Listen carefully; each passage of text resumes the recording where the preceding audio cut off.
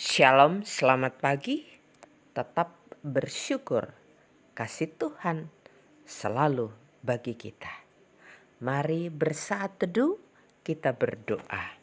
Selamat pagi Bapa di sorga. Terima kasih. Kami menikmati hari ini dengan sukacita. Karena kasih-Mu, pertolongan-Mu, kami bangun dalam kekuatan yang baru.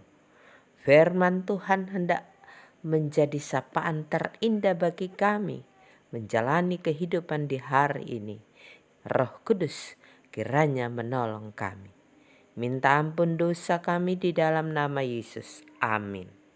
Markus 15 ayat 24. Kemudian mereka menyalibkan Dia, lalu mereka membagi pakaiannya dengan membuang undi atasnya untuk menentukan bagian masing-masing. Saudara yang dikasihi Tuhan, apa yang dialami Tuhan Yesus di Golgota tidak hanya penderitaan yang besar, tetapi juga penghinaan yang besar. Dan itulah makna salib yang terdalam. Ketika tentara Romawi menyalibkan orang-orang tertentu yang dianggap telah melakukan kejahatan besar, mereka memasukkannya agar orang-orang tersebut mengalami penderitaan yang sangat pedih. Sebab orang-orang tersebut akan disiksa, yakni dicambuk habis-habisan, dipikulkan salib, dan pada akhirnya disalibkan sampai mati. Tentara Romawi juga memasukkan hal lain yang pada orang-orang tersebut selain penderitaan, yakni mempermalukan mereka. Inilah yang dialami oleh Tuhan Yesus.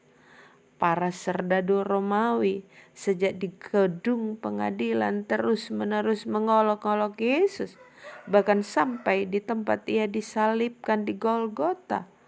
Mereka memberikan kepadanya anggur bercampur mur.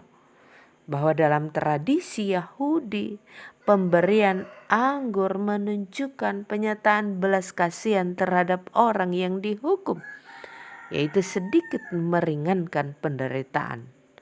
Namun apa yang dilakukan para serdadu yang menawarkan kepada Yesus anggur bercampur mur lebih menunjukkan pada tindakan mengolok-olok Yesus. Inilah yang membuat Yesus menolak pemberian minuman itu. Yesus akhirnya disalibkan dengan tangan dan kakinya yang dipakukan di kayu salib penuh penderitaan. Di atas kayu salib itulah juga Ia direndahkan dan dipermalukan. Para serdadu membagi pakaian Yesus dengan membuang undi atasnya, sehingga sungguh Yesus dipermalukan secara total. Ini menjadi penggenapan nubuatan Nabi Yesaya 54 ayat 3. Ia dihina dan dihindari orang, seorang yang penuh kesengsaraan dan yang biasa menderita kesakitan. Ia sangat dihina sehingga orang menutup mukanya terhadap Dia, dan bagi kita pun tidak masuk hitungan. Saudaraku yang dikasihi Tuhan, firman Tuhan ini memanggil kita semua umat Tuhan untuk hidup merendahkan diri seperti yang dilakukan Yesus. Panggilan ini berarti kesadaran kita untuk tidak membalas kejahatan dengan kejahatan seperti yang dilakukan Yesus. Amin. Saudaraku, mari berdoa. Tuhan Yesus, tolonglah kami untuk hidup merendahkan diri dan tidak membalas kejahatan dengan kejahatan. Dan hari ini kami membawa seluruh kehidupan kami hanya kepadamu. Kiranya kami diberkati, ada keselamatan, ada kekuatan, ada berkat melimpah yang Tuhan berikan bagi kami. Apapun pergumulan, permasalahan yang kami hadapi, Tuhan memampukan kami menyelesaikannya.